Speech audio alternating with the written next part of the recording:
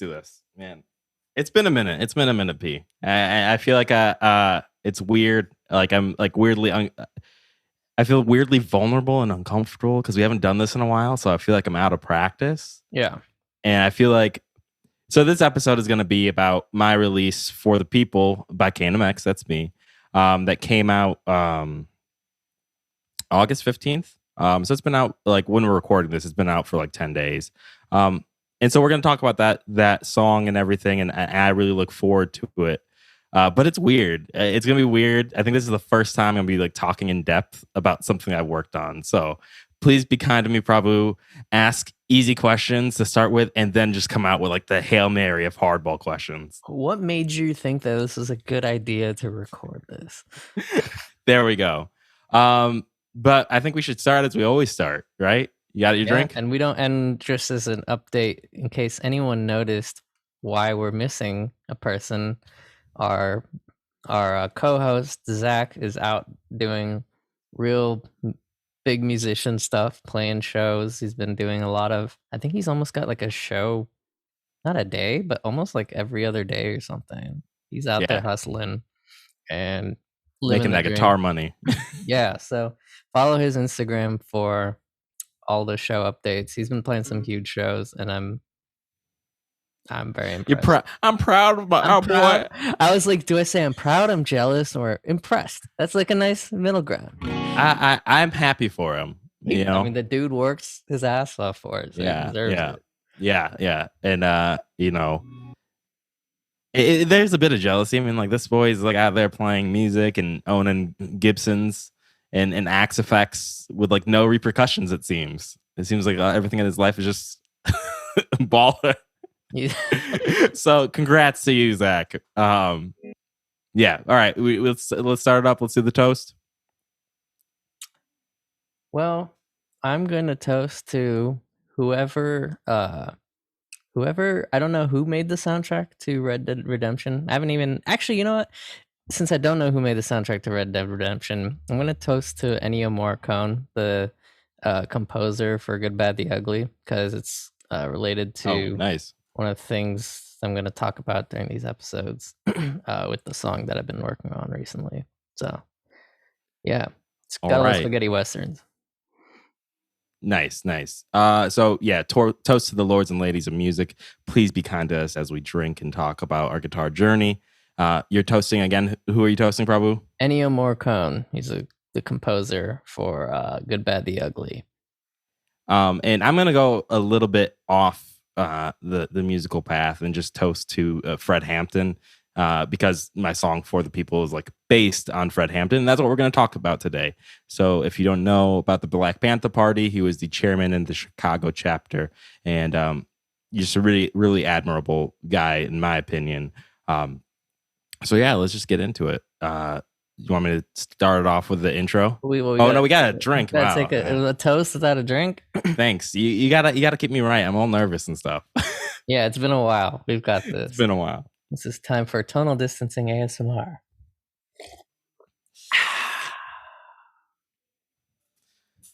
Yeah, it's been a while since we've done this, so it feels good. And you've been working hard on music, so you got a release out. You stuck to your plan. You stuck to it. So it's funny enough, stuck to it. That'd be June, right? The deadline to just submit my music. End of June, I think. Yeah, end of June. And we're coming up at the end of August, and I'm definitely gonna owe you, Zach, and the tonal distancing advertising fund money, because like I'm not close to finishing for my August. And I'll get you on October. Yeah, and to anyone who doesn't know what that means, basically to keep himself on top of putting stuff out, he's got a 2-month challenge where if he doesn't submit to music aggregators to like a song for a release at the end of every 2 months, he owes Zach and I a little bit of money. And just for 2021, not forever. We didn't talk about that. We did. We were explicit. I was explicit. All I knew is I was part of this and quickly said, fuck that. And so I appreciate your dedication to this, and I don't want the money. That means that you're putting music out, and that we have more episodes like this that we can do. And this is investing in the Tonal Distancing Fund Yeah. roundabout. So it's okay, but also I'll let you know if I do need some money, and then I'll distract Well, you. yeah, thanks. I mean, every little bit helps. You know, you encouraging me to not play music will probably encourage me more. Be like, nah, fuck that. I don't want to If Opravu. he's pestering me with a lot of videos. Like, I gotta put him on Do Not Disturb and some shit done. Yeah. All right. So let's get into the intro. I'm just gonna for the intro. I'm going to do the intro for the people. And it's just like the first lick. So this is an E flat, right? Yes, in E flat. And you're gonna need your low E string, just so you know. You're in drop D, right? Nope, I got you in E. Oh, what? I got you in E flat, man. I came He's prepared. no longer hardcore people. Yeah. So it goes like this. And so it's pretty quick part, but I just like it because it's an interesting descent and it's just fun on the fingers. So to break it down, you're gonna start. It's going from the D string down to the E string, and so you start on the D string, doing a pull off from 7 to 5, and then you play 7 on the A string, and then it's a hammer on from 5 to 7 on the E string, and then 5 on the A string. Turn off my delay. And then it's the same 7 to 5 pull off to 7 between the A string and the E string.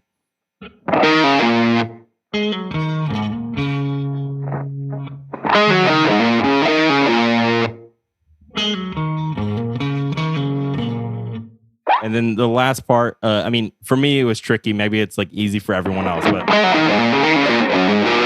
it's that is hard whenever you have to change positions like midway.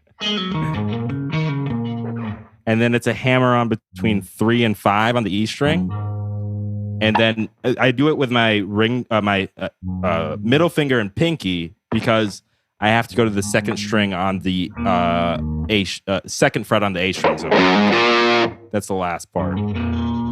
Yeah, so I use my middle and my pinky. It looks like your hands are faster than mine. No, I mean, I think I saw you play as you're describing. I saw you play, and I was like, wait, I was like fiddling around with it. Yeah. So you do index ring. Yeah, index I'm doing again? Index ring between 5 and 7. And then when I switch to, between 3, 5, and the second fret on the A string, right? Mm-hmm. I switch to using my middle, pinky, and then index. So every finger has this note. Yep. I find that way harder. That's the funny part, is that when you're talking about it's hard, it's fun playing this, because I'm like, I was curious when you did that, because I was like, oh, that would be easier. But to me, that's actually all of these I'm doing like with just this. And then switching it to like these two for one, I'm like, oh god, that feels so weird. Just keep it this way and just move it more. I feel like that was that last bit was like kind of the crux of it. It was something I really liked the sound of, but it was like just challenging to kind of fit it in. Let's hear it one way through, just all out. All out, right. Live show, Kanem Mix. Live show. Madison Square Garden. That's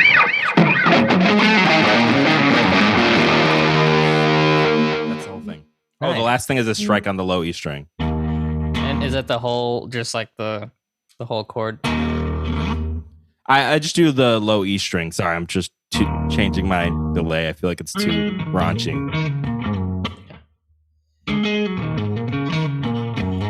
Okay, that is that blunt.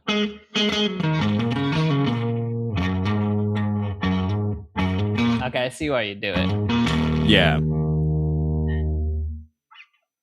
So yeah, that's basically it. I'm trying to think. Yeah, like when I go into like the beginning of the song, you kind of start going to the chord. But it's basically the same concept. That low E string, just hitting the low E string kind of saves you some time to move your hands back up to get to the chords and stuff. Yeah. Funny enough, what you're playing the Hendrix chord, right? That's what I heard. Is it not that? It's not, but like I've had like conversations like because I started like really writing this song in like 2018, so it's been with me for like a while, and so like I think we've talked about this before, but like I obviously adore Hendrix, but I'm not a big fan of like the Hendrix chord, like because like the Hendrix chord it's very cool, but I prefer minor sevens instead. So that's what I'm playing is a minor 7. Mm-hmm. But when I've played this song or like sat down and like played with people and they were curious what I was playing, almost every time, everyone's like, "Why don't you play the Hendrix chord there?" It changes because that's what it was. It sounded like a Hendrix chord, kind of, but I think it's because you had the octave or whatever or the 7th. Yeah.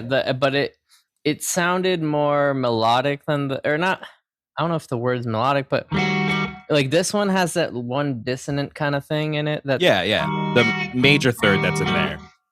Yeah, theory. So the one that's on off the D string.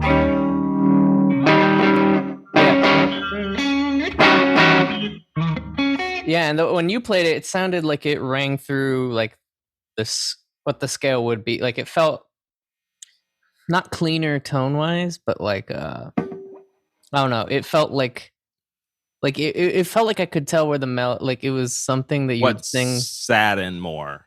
Yeah, it was like something you'd sing along to more. That was like clearly there's I don't know, like a story or something versus just like just like a kind of the just vibe out kind of thing. It feels like you're building up to some other chord progression or something. I don't know. Well, thanks. That's I think it's feedback. I think it's funny because we've talked about it before, but I'm like characteristically, I kind of stay within like the scale. Like it can be challenging for me to like reach for notes outside of the scale sometimes, and this song is like kind of no exception. There's a few instances where I do, but generally I end up being very much like, this is an E minor. I want to play all my chords with notes in E minor. Highlight all the notes that you can play. Yeah. I mean, but the thing is, like, I mean,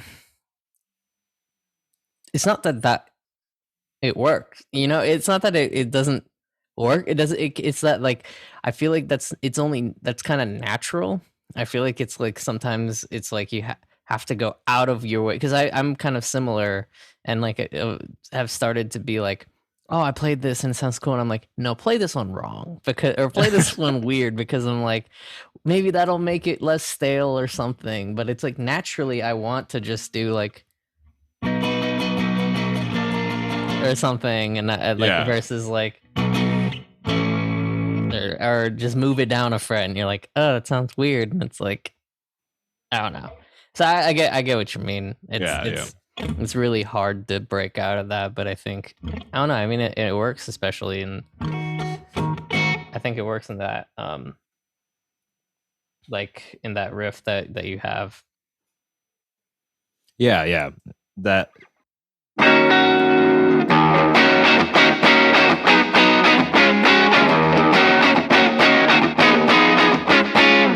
Yeah, I think it kind of just comes back, and I feel like it roots it. But I mean, it's funny, like some of the other comments I've gotten about the chord progression and stuff, but that one always comes up.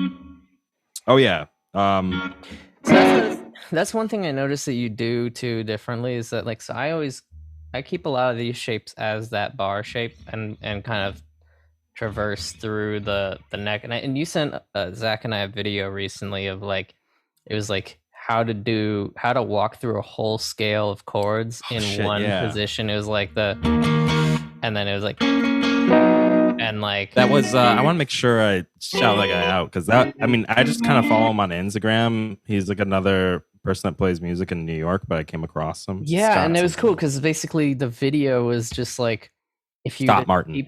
Huh? Scott Martin is his Scott name. Martin. Yeah. That we that video, it was that really like was so different to me because it like it was just like a box. In the same box he's going through a chord and all that stuff. And like, so when I was watching what you were playing, you were doing some chords like that, but then you were doing some that are like just barring the notes and not just keeping like all of it moving up and down the same shape. And I was like, oh, that actually makes it so much harder for me to like look and see what to do, because I'm like, because I can just kind of keep the root note around and then just keep like, I think that's just more of ease of playing. So basically, like, I just use like the open G kind of. If I play G, you can play G with just the 3 string, just D, G, and B. Right? That's G. So I can shift that up to C. I can shift that up to D. So C would be on the 5th fret if you bar all that, and then D would be on the 7th fret if you bar the D string, the G string. That way. That's like a, you know, rest in peace Charlie Watts, but that's like Rolling Stones stuff. Like what's that song? Brown Sugar.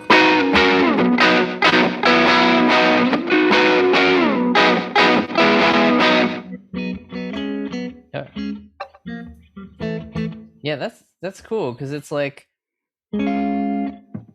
I'm thinking of it in terms of like fretting it from where like you would solo or something, but then like that, I mean, yeah, that's really just playing that chord or at the major, but like that's so much harder this way. Like I always found it hard. Like I actually never play the major this way anymore. Like all 3 notes, I always just skip the note in between. I just skip it, and then if I want, wait, which note in between? So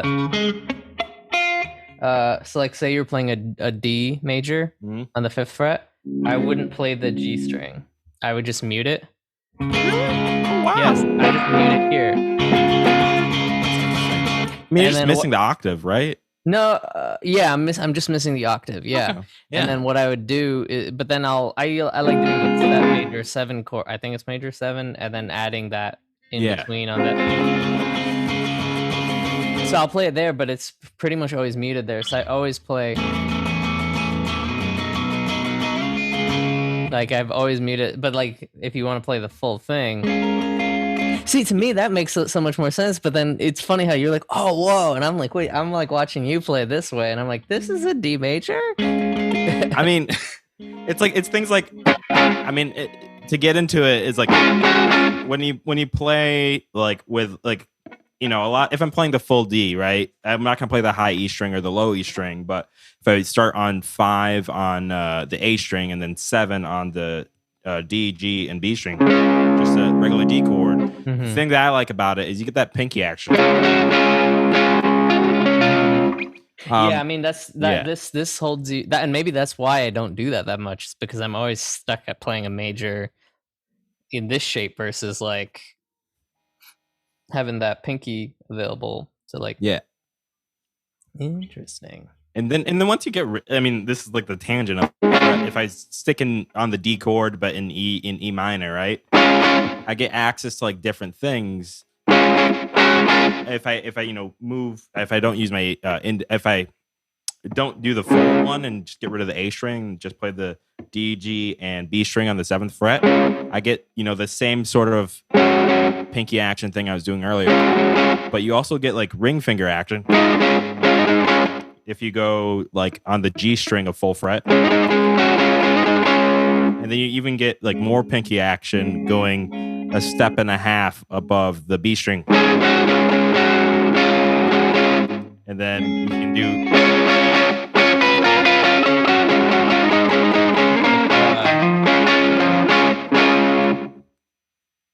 it sounds like a mix of a couple. It sounds like Hypnotize with System Down, but you're playing then. There's this, I forget what it's called, but it's a song that really reminds me of that. There's a song that sounds just it's gonna eat at me all episode. I'm not even gonna listen to your song. I'm just gonna be No, you're good. I'm just gonna be tuned out like, what was that song? But yeah, that's cool though. So I know you're gonna probably be showing the song and like different parts of the song so we can kind of dissect it. Before that, I'm curious, did you, with that riff, was that something that you were, yeah, so this song, and you toasted to the Black Panther Party, what was the person's name? Fred Hampton, the Black Panther Party Chicago chairman. Uh-huh. There's the movie Judas and the Black Messiah. Mhm. That movie is about Fred Hampton, and that's actually probably what inspired some of the lyrics too. That's awesome. Yeah, I need to check that out. I was curious if like the musically, not necessarily lyrically, like in terms of like how you structure the riffs or like what you wanted the sound to be, was there any like influence that kind of, or was it just a riff that you had and then you're like, you know what, I think this would be good to write about this? Or did you kind of work backwards from like, I want to write a song about, Fred Hampton and the Chicago like Black Panther Party, and then you're like, that kind of determined maybe the sounds? Or You make me really want to say I wish that I wrote this all just like, oh, this is all going to be about Fred Hampton. But like I said, the riff was in like 2018. The lyrics probably started in like 2020. Mhm. Like I definitely had like, I'll like open up like a text document, and I've been doing this a lot more with my lyrics, and I kind of write out like what the idea I want to talk about. So I maybe wrote like a one or two verses based more on the book, and I'm blanking on the author, but it's the assassination of Fred Hampton. I think it's like the assassination of Fred Hampton, how the FBI like covered up his murder or played a hand in his murder. So from that book, I was listening and reading that in like maybe like 2019, and I kind of was like trying to pull things from there, just specifically about Fred Hampton, and then more about like his assassination and things. And actually, that's kind of part of like more of the basis of the I think the second to last pre-chorus in the song is kind of more focused on that book. So I think I wrote that stuff like really like in 2020, but like the meat of like the lyrics didn't come until like late 2020, early 2021, especially after seeing Judas and the Black Messiah. So the riffs are completely different. I think what I want to say is like I love to be able to say that like I thought in the mindset of like revolutionaries of that time. So of like Fred Hampton and maybe like Assata Shakur, Angela Davis, and I forget what book it is. It might be in Assata Shakur's book, but they mentioned that they would listen to like Street Fighting Man by like the Rolling Stones that like amp themselves up before like they went and protested and things. So I would love to say that I try to write the music stylistically in the time, but I didn't really try to do that. It just happened to like fit that way, and it's like an afterthought where I kind of was like, oh, it's kind of cool that like you could say that this song has maybe some tones or some idea or sound of the era that he would have been alive with the Black Panther Party. I can't say that. Well, I mean, that's not like that's still cool, and there's nothing like, no, that wasn't a like, oh, did you do this cool thing or did you just do this? Like that. I'm more just curious because we've been talking, especially with some of the like guests that we've had on in the past about like songwriting and stuff like that, and I was just curious, kind of, just kind of how you went about that. I mean, you might not have implicitly like or like gone about it writing backwards, but it does sound like a song from like that 70s era, or like, yeah, I was gonna say actually the riff kind of reminds me of a Black Dog by Led Zeppelin. It's a little less chromatics in it, but it reminds like the jumping of the minus the crawling up the thing or whatever, but it kind of reminds me of playing Black Dog. Yeah. I was like, oh, Yeah, it definitely that descent coming down on it. Yeah, I suck at playing that song. I always sucked at that song. But no, it's cool. Definitely it's definitely like a catchy. I like that it too. It starts at kind of the. It doesn't start at the root. It starts at the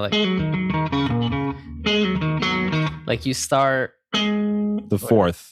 Yeah, so it's not. It feels like it's kind of starts in the middle. It's like starts as a build up, or starts as like a transition. So yeah, versus going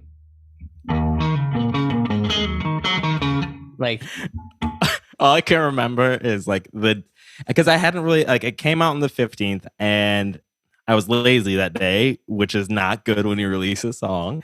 And so on the 16th, that was like the start of me actually like kind of promoting it, putting out an ad, reaching out to people, asking them to listen and thank everyone for listening and thank you if you listen to it in the future. It means a tremendous amount to me. I know everyone has, things in their life, things that they have to do, and to take time to just listen to my thing, even if it's like you're driving or you're washing dishes and listening to it, means a lot. I know you could listen to 10 million other things, and I appreciate anyone that listens to my stuff. But it was before I really started promoting it. Like I get a voicemail from like my dad, and he's just like, "Oh my god, I heard your new song! Like everything from like when it started to like throughout the whole thing. I fucking love everything." And that's dope. It was funny because like he's like even like how it kicks off. It's just like, and you're talking about the same thing as it kind of kicks off where it feels like something's happening. And I didn't really think about it that way, but it's cool that people are kind of getting that impression that it's just kicking off. Yeah, that's dope. Yeah, it kind of starts just. It's not like it just starts at the same intensity, which is cool. Yeah. So do you want to break down some of the behind the scenes? You tell me what people. scenes you want to see. Well, I mean, I want to see kind of just like your recording process. Oh God. Or what? Just, I mean, you just. Everyone ready for Prabhu to critique me? Yeah, I just want to see. Like, Prabhu's the real recording master. I'm just a poser. No, that's not true at all. I'm curious of just like, I know that we've talked about like recording processes in the past, and like some of it from like how collabing on stuff and how kind of we approach things differently, or just even like from talking on the show, like one of the things we've talked about is like like recording with practicing and stuff like that. And I was curious, like, so like for this maybe let's say for this song, do you go through like recording a full like demo? Is this the same recording file that you do when you start recording? Is that the same file that you do that like whatever gets on the record, that's what you started the idea in? Or do you do like kind of like iterative, like version 1 is just as me just spitballing, put all this shit out there, get this whole song, and then when you actually go to record, because you've talked about that where right now, like in the past, you've kind of done that way, but now you're trying to do things like mixing as you go and stuff like that. Yeah. But it's one of the things I find, and like in this, especially with the song that I'm going to show, is like I have like the thing I'm trying to come at is like having a million different versions of a song. Yeah. So I was curious if like just kind of how you went about recording the song. Did you like, what did that look like? I know you said you started the song, or you had the riff from 2018, but you started recording it this last year. What did that look like in terms of recording? Was it just an easy process of you had a whole song written and then you went to record, or was it like you got this far and then cool, I'll come back to this later and just insert chunks? So a bit of column A, a bit of column B. I think it depends. Like I feel like at the end of when I was recording, it really became an iterative process where, okay, I have the full like composition done and how I want like the like order of it to go. I had that completed. And once I had that completed, it just becomes, I started doing an iterative process where what I would do is I would go through and record each instrument, right? I'd record, rhythm guitar one, and then regardless if that was great or not, right? It's by a day, right? I do like 5 takes of rhythm guitar one. If I wasn't happy with it, whatever. I failed on rhythm guitar one that day. Let me move to rhythm guitar two for the next day. And then do 5 of those. And then I go to the bass, do 5 of those. Go to the vocals, do 5 of those. And I use software drums as you can see here. So there's not much I can do there. It's perfect every time. But that's what the process became at the end, is because like I'd get too transfixed on like one thing, and instead of like getting transfixed on it, just iterate through it until one of those iterations it's good, and then I can like take out like rhythm guitar one, and I don't have to do that. That's not part of my iterations anymore. I'll go through everything. Okay, I can take out the bass now. So that's kind of what it became in the end. But at the beginning of it, this was a different project. I mean, the song was called like Turn It Around originally. And so I have files named Turn It Around or TIA on my computer. And I even have lyrics. And ended up being more of like a relationship song. But it just never like sat fully well with me. So that's why those lyrics like never made it like out of kind of like, I didn't even record like the vocals for them using those lyrics. That's how much like I wasn't like that attached to those lyrics. But yeah, it was like the song structure was a little bit different. Like, I think what's really funny is that it took me like a year and a half. It took me until like 2019, 2020 when I really started recording this to find like this like one chord, one transition. And it's actually like that intro transition I was playing for you earlier, right? So if I play it from right here, that's how it starts, right? But that becomes useful when I transition from this is like the intro. This is supposed to be an intro solo, but I just jammed to it. I didn't want to clutter it with another lead guitar. But that same riff becomes kind of the transition between like the intro to the verse here, I believe.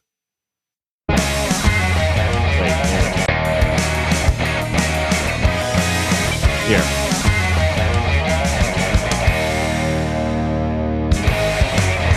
So that same lick, it took me like a year and a half to find and place that, because originally it didn't go through that. It just went through this descent into the verse without the little lick. When you said it takes like a year and a half, that made me feel so much better, because I have a song that I've been sitting on for a long time, and I've had songs where I've sat on for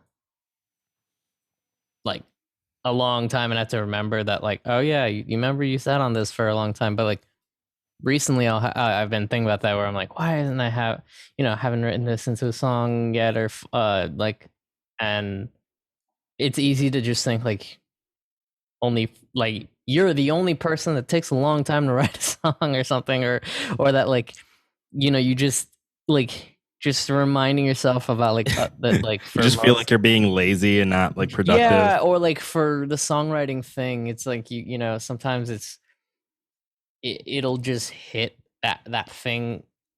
Sometimes it's better to just either completely force it or just fucking leave it. Just record the idea and leave it and come back to it. But yeah, that makes me feel a lot better, because I was like, oh, phew, okay, I have a song that I like. Like a riff took me like a year to think of like the right part that fit. I mean, like, I'm normally from the school of like, just get it done, right? So, I still go back to like, sometimes it just takes time, right? And sometimes it's just not the song's time to be finished. And knowing when it's time to just get the thing done and when it's time to wait is really challenging to like really understand where that sits. Generally, I still think I like to be in the camp of like, it needs to get done, because I was able to get other songs finished while I was contemplating what to do here. But I think that's the main thing is, for me, like when I was contemplating what to do in just that small portion, right? I kept on working on other things. I kept on, I finished other projects and other songs and got those out of the way. And I feel like I'd feel silly if basically I stopped in my tracks because this song wasn't working out. Like when something doesn't work out and you feel like you can't do anything about it, like just give it some time and make sure you continue to work on other things, you know? Yeah, I mean, it's like you're gonna spend all your time otherwise just thinking about it rather than just doing it. Yeah. All right. How else do you want to dissect this song? What else do you want to see? You want to look under the hood and make some notes. I want to hear the criticisms. A criticism. What criticism do you want? I just want to see what you want to look at under the hood and be like, foolish. Foolish? If you want. I'm being destructive of my own work, even though I'm happy with it. Well, I mean, it is. I like seeing how other people do like I nerd out about recording and stuff like that, and seeing how like people kind of like the meta recording stuff of like not just the music, but like how people organize certain things. Like, I didn't color code anything, which I wish I did, but like the color coding, like that's something like like the color coding or like naming for tracks, because I think in Logic those what you have are like stacks, right? Those are like buses basically. This is like a folder stack, so it's kind of bust, but it's not really. So if I pull up the mixer view, so in the mixer view, let me see. So basically, in the mixer view, this is what it is. So both of these tracks go through this pseudo bus. Like I think it's actually a bus in Logic, but it's like basically when you select like, because this is a dummy file anyways, I saved separately for the show, but in Logic I do this a lot. Whoops, sorry. You do that a lot. You just screech. Yeah, just screech very loud. Oh, I'm using the wrong button. Okay, so if I select both of those, like command select both of those, and I do create track stack. Yeah. It's just like a stacked folder. Now I can manipulate the volume of each of those things. Mm-hmm. Yeah, I always use the summing one. So, and that I think the reason is I always like the, because it's like an actual bus, right? Yeah. Yeah. And that was, I'm not smart. No, I mean, it depends on what you want to do with it. You know, it's like I got used to, like when I learned with Reaper and learned like Reaper does it where folders are just buses. I didn't actually really get like how buses and stuff kind of worked when I first started recording. I just was like, you put it into a folder and all of that, you know, what you put on the folder does everything to something else. And I was like, what's a bus? And I was like, but Logic, I think, had that thing. So I was like, okay, when I have Logic and I use it for some things. So, but I've definitely learned to use buses more. This isn't the first track I did it, but I've gotten better and better about having my buses. So all these stuff. So you said the drums that you use are Logic's, like the drum VST that comes with Logic, right? Yeah. In terms of writing drums, do you? I know you play drums. When you program drums, do you kind of like, what does that look like? Do you ever like write something out on drums first and then translate that into your program drums, or do you just kind of treat it like it's a separate thing and then you just kind of visualize it and then? So yes, in this instance, like normal, like I mean, obviously, like you can drum on your thighs with your hands and everything, and that's like something I you know, I think every drummer kind of comes to do just to practice when they don't actually have a kit. You know, for this song, actually, I have to really thank Austin, AK7A, who played with me and the Maymoons, and we would just jam through this song, and he kind of inspired how the drums come out. So like the main beat, it's mostly the main beat. So this is really annoying. Get out of my way thing. Anyway, the main beat, if I go here, kind of like some of that, just those hits that kind of sync up with everything. Mm-hmm.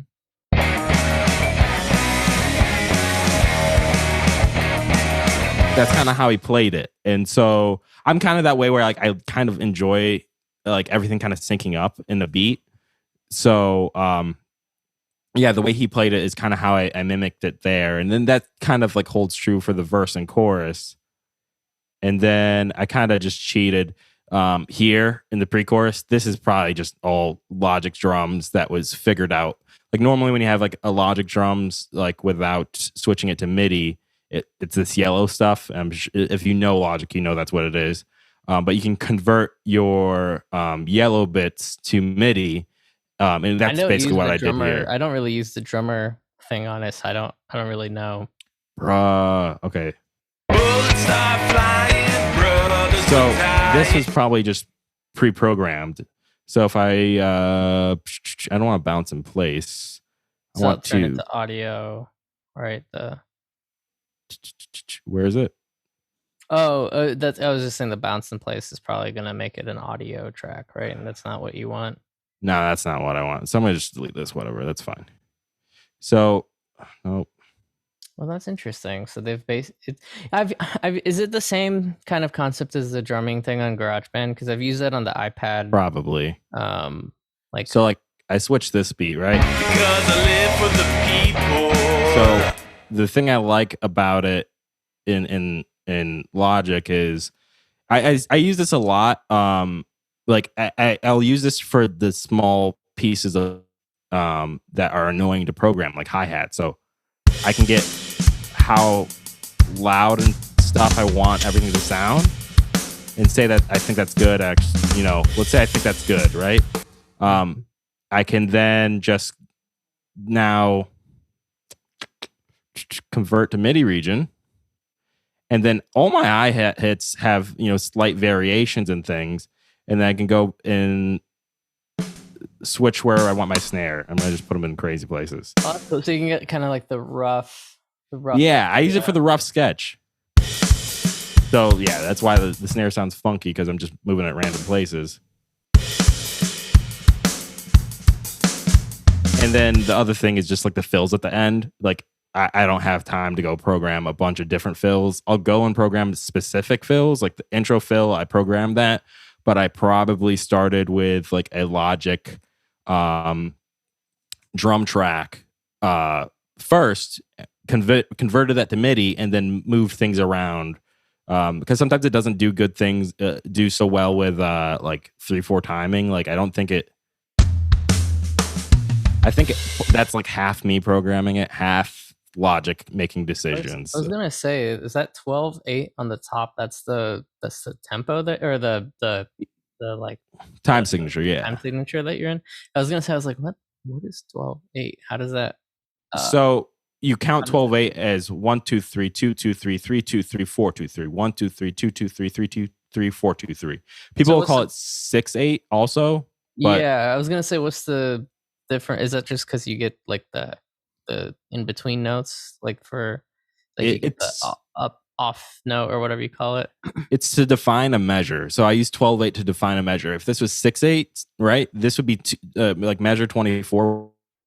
If this was in 6/8, but I can have one measure in 12/8. So it doesn't really make a difference to me.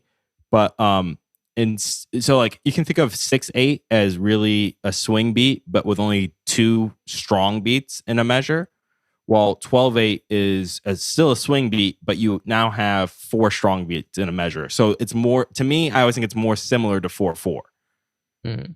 It'd be like the other way you skin this cat is you do 4/4. I used to do this before I really knew about 12/8 timing. I used to do things in 4/4, but then use triplets everywhere, and that's just way more of a pain in the ass.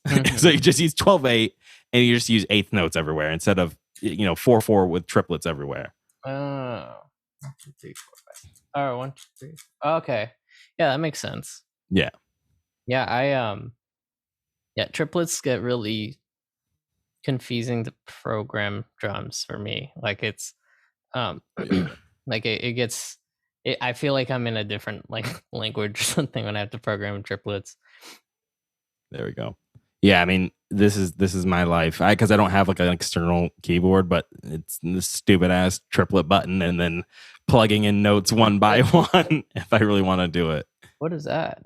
This is the step input keyboard. So like if I want to actually put something in, right?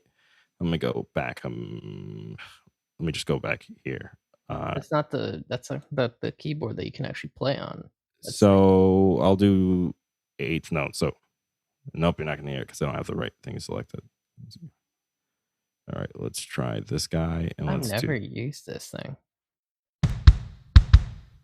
I just know that like C1 and D1 are your kick and snare. So now I've programmed kick and snare. So that's, you get to know what note means what. Like if I pull up the piano roll. Yeah, I was gonna say, is this different than the piano roll? So the piano roll like shows you kind of what notes you're playing, and this tells you explicitly. But like using the piano, I mean, again, it's probably different versions of Logic, and I just got used to old version of Logic, and I use this all the time. But I use this a lot to just like list out things and write out things. It feels a little bit quicker from here. The other thing you can do if I'm extra lazy is I'll pull up this to make a beat. And you can do that, and you can actually like record while doing this. Like but an old Run DMC song. So yeah, that's just like some of the things you can do to like program drums and stuff in Logic, and some of the things I've used. But I think we digress. What was in doing this? Was there anything like recording wise that you felt like you learned a lot, or was like a big like what was there a moment in this that you felt because one of the things we talked about is like plugins and like how I nerd over plugins or whatever, and you were talking about like how that's been something that you're like you didn't have necessarily until recently. I don't know if that was with this song you're talking about, like a multi-band like really shaping the sound or something. Was there something here that you feel like the recording process, because I know you mic your amps and all that kind of stuff. Well, versus this is the first one I didn't mic an amp. This is all Strymon Iridium. So if you're talking about, this is the first one I just decided to go direct in with the Strymon. But you're still like using an external. You're not using an VST amp or something. Like you're not recording the DI into, like, once the guitar's committed in Logic, it's committed. It's not like I mean, like the amp and the cab is all like selected before it goes in. But that's a big step for me. I'm not miking. That's I'm so proud of you. Terrible step, I think. I'm so proud of you. Welcome to the 21st century. And also budget recording. But well, if you consider Axe-FX budget recording, I know. I mean, no. Welcome to the $3,000. Yeah, do you want to start recording on a budget? First, have $3,000. Yeah, but so basically a lot of that tone is still kind of shaped outside, like aside from the drums, which I know is like you're using a drum plugin, but like from the guitars or bass or anything that you're doing, is there something that you feel like the mixing or recording process kind of really shaped that sound, or like something that if you were to play and then you were to like take out the effects on it or something and you're like, whoa, that's the same track, like that's like was there any question? Because that's something I love just sitting there and doing sometimes when I some DAWs have this button that you can like turn off all mixing, like all the insert sends or inserts, and it's kind of fun to just do it, and then you're like listening to your song and then you turn all the plugins that you've added off and you hear your song go back to like, and then like the Hulk goes down to like just the just like the human back to Bruce Banner. Yeah, back come on, you don't know Bruce Banner or David Banner? Yeah, I could think of the actor's name before. I was like, wait, the yeah, like it kind of like shrinks a lot or something like that. Like I was curious if there's something like that, because I that to me will be a way to like kind of gauge as I go along of like, you know, recently I've tried to focus more on like the take and like the like get as much in that you like from the get go, and then don't do as much shaping or like viewing the mixing process a little differently. I think before I used to be like, just put whatever the fuck in there and we'll fix that shit in post and like uh, but I'll the reamp this. yeah, there are a lot of times I think that it is really, the mixing part is just as, and I've said this in a different episode, the mixing part is just as much a creative part as the like actual recording and writing to me.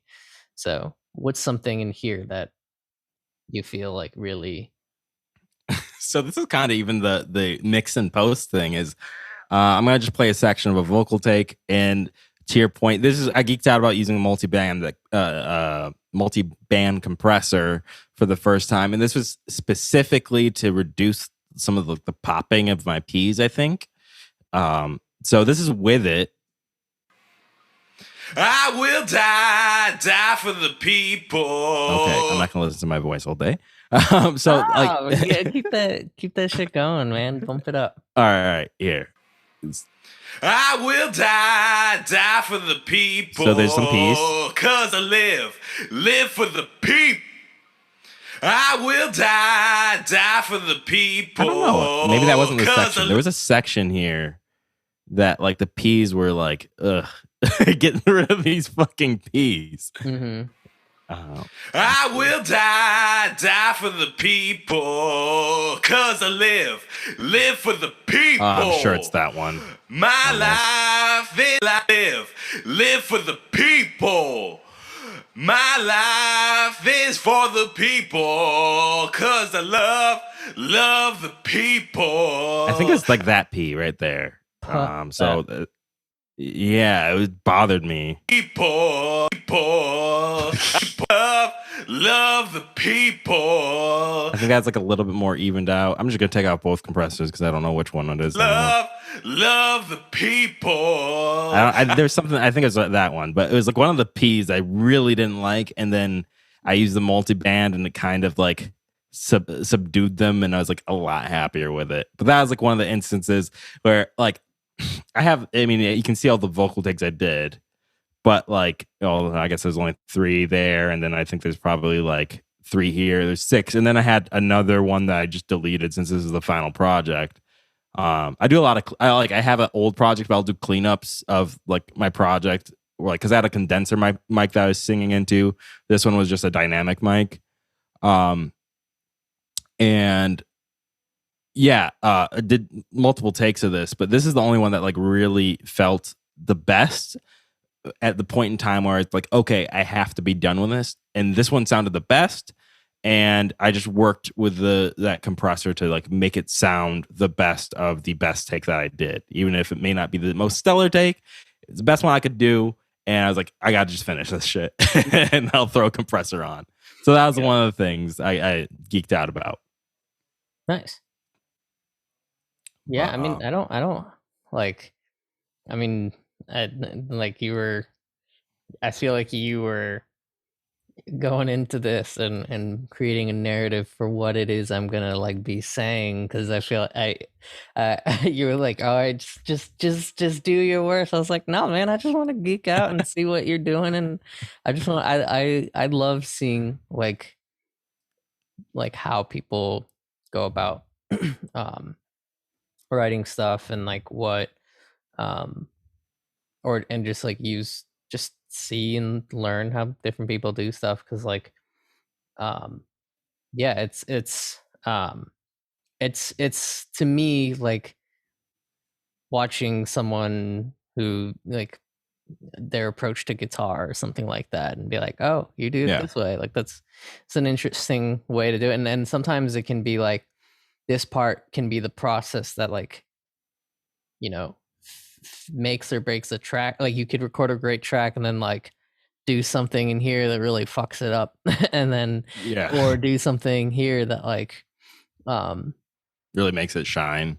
Yeah, and I think a lot of people that's one of the things that can happen too is like when you're trying to find a guitar tone, you know, like that's something growing up when I first started playing guitar I never thought about was like, you know, I always wanted, you know, to get a guitar tone that really sounds like, you know, like Kurt Cobain or Darren Malakian or something like that. But then like, you know, you'll play it and you're like, but why does it just not sound as good? Or why is it like, you know, when I play chugs fast, like, and then you're like why is this just not cut or like stop as frequently? You're realizing there's an engineer who's like, you know, tailing off the things or compressing the guitar signal or noise gate or something like that, and stuff like that of like how it shapes that tone so much. Or like when a band goes to they work with a different producer or something like that, their sound can sound so different.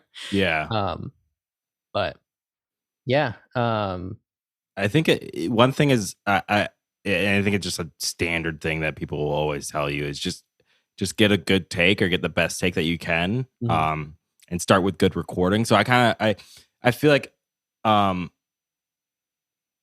I try to start off with that and not try to like overindulge in this portion of it. Like if it's not coming good through well just from my guitar and like whatever amp or cab sim I'm using, like I go back and restart from there, you know?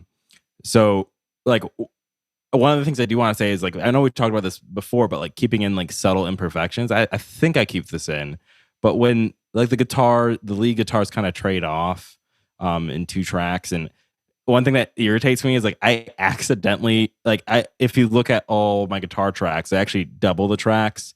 Like the Iridium has a left and right out. Everything is actually just like for a single guitar.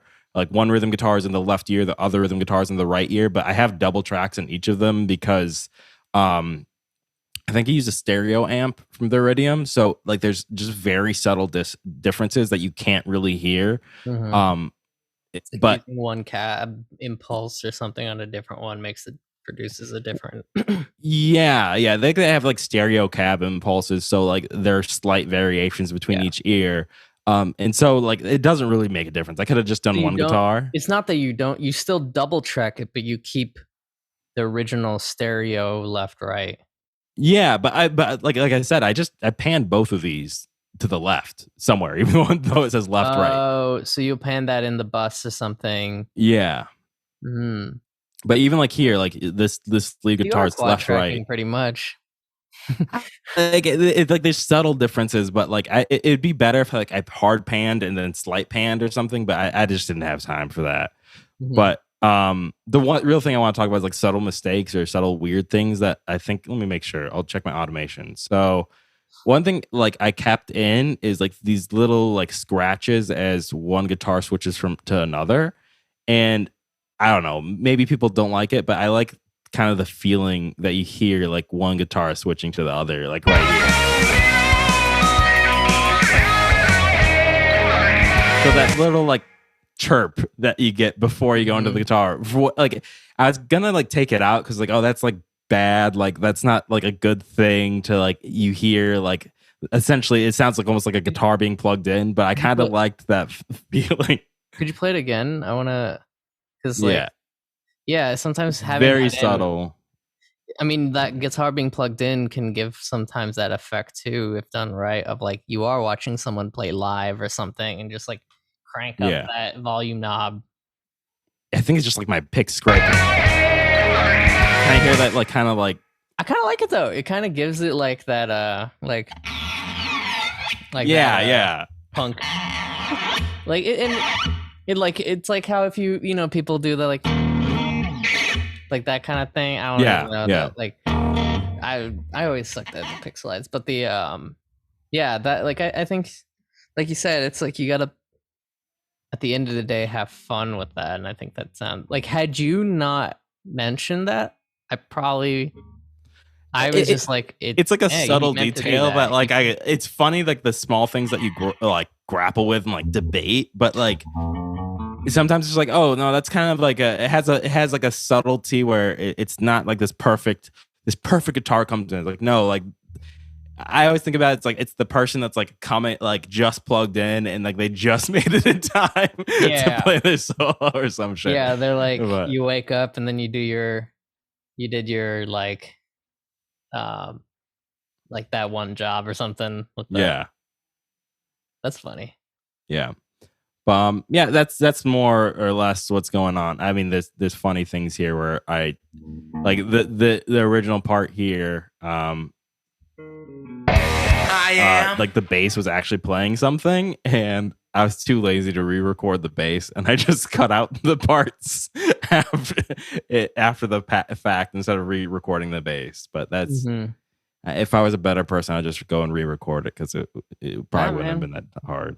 It's But yeah, you gotta yeah, you just gotta do what is like, it's intentional. But no, I know what you yeah, mean though. It's no, that's cool. I mean, I think that it's it's cool to see because I know that we've kind of talked like we've worked on some stuff and like you've sent me files and stuff like that. But I yeah, like it's cool to kind of see even just like I think with recording and stuff over just the last like year or so, I feel like you um where I know you were talking about like wanting to do more with like mixing and mixing your own stuff and get into like, doing that and that's dope. You're like doing yeah. you're owning that supply chain from from start to finish. Yeah. All right. So any final questions on the mix? Can I hide my hard work? You don't need to hide shit, man. The thing's out there. The True, any true. final questions on the mix? Well, I'll kind of turn it on you. Is there anything that you have that like you're like you I don't know, like I'm geeked about. yeah, you're geeked about or you think that like maybe you felt like it was something that you felt like you know how you'll send me a say you send me a bounce or something or like hey I can't get this to sound this way or I can't like is there something that you felt that specifically you might have struggled with mixing wise or recording wise or something that you're like hey do you have a you know pointed piece of advice for that might be better than I think well one thing I always struggle with vocals. Like I think it's both uh, personally like vocals are the thing I could probably give you the worst advice on. That's the thing. We're both guitar players yeah. first, so I think when it comes to mixing vocals, that's something I'm like I Yeah. do it and I know how to do it. It's just that like I worry about it last, but Yeah. but Well, I what mean, it should be the last thing I think in some regards that you kind of like worry about. It's like the last thing I really record or get into recording. Um, but yeah, vocals, it's just always challenging. Like I think I'm every time I do it, I get better at like the compression, the EQ that I want. Also, I think the main thing for me is just paying attention to what frequencies I'm using on every instrument and also getting better at mixing with like the full sound. Like typically like I don't mix like, I don't solo this. I don't even that's know if there's anything. good. That's actually a thing Yeah. I did a lot. Like I would never do this anymore. I probably did it in the past, but it's like something I've definitely gone away from. And this one I went away from it too. I had to kick that habit too because like used to solo a lot while mixing, and it's not. I mean, I'll solo here and there Yeah. to like really hear like what was the change of something or to really like hone in on something specific. But yeah, I mean, I think that the thing like that I not even just from a mixing standpoint, it is mixing. It very much is mixing, but like one of the things that I find and with the vocals is like leveling is Yeah. getting the vocals that sweet spot of the vocals not sounding too forward Oh man. and sitting on top too much and not but not being buried. And because that was some Yeah. feedback I was getting from my bandmate, was from a producing standpoint of like, because he was saying like he's been there before too, where it's like the vocals will be kind of that buried layer. Yeah. Because and part of that is I'll be like, I know the beat is mixed good, but I'm Yeah. like, I know I'm not as confident with the vocal mixing part, so like keep that shit a little lower. Everyone probably was very cocky about his mixing. It is good. It is No, good. I mean, But he knows. He it's knows more, what he's doing with his it's mixes. more just like until he gets the vocals. But that's yeah, for sure, 100%. Because like the for me, like vocals and stuff, like that's that thing. I'm like, I rather now would like I like doing experimentation for like sounds and stuff, but like I'm like, no, I got to take my time and like make sure I don't fuck this up too, because like Yeah. vocal, yeah. So what was your question with the vocal? I know you mentioned the vocal and what you maybe didn't do. Or did you have a question with it, or was that just something that you were? No, I just vocals are always just tricky for me. Like I just never. It's the last thing I do, and it's always like one of those things where it's like, am I too forward? Am I too set in the mix? Mm-hmm. It's just something I always struggle with. I use the spreader to make it more stereo, and that I think that helps me feel a little bit better. But I just never know really what I'm doing until it's done, and then I just stop worrying about it when it's finished. Nah, man. Congrats on the release. Thank you. That's a big feat, and I like the promo that you've been doing with it. I like the content of the song. I like the kind of the energy that you have with it, and I think that yeah, I think that it's cool. It's Thanks. It's a good follow up to. It kind of reminds me of one of your older songs. I don't know if it was like Black Mamba Blues or something, or probably. Let me see. There's something. It was. I don't know if it was on the May Moons or your other album that you. I mean, the May Moons is pretty much my first one. The May Moons one is like basically the one I'm happy with. The first EP was just like I'm just trying to like make a single step, Yeah, you know. Yeah. So I mean, like what Black Mama Blues is like, and then there's It's All Right.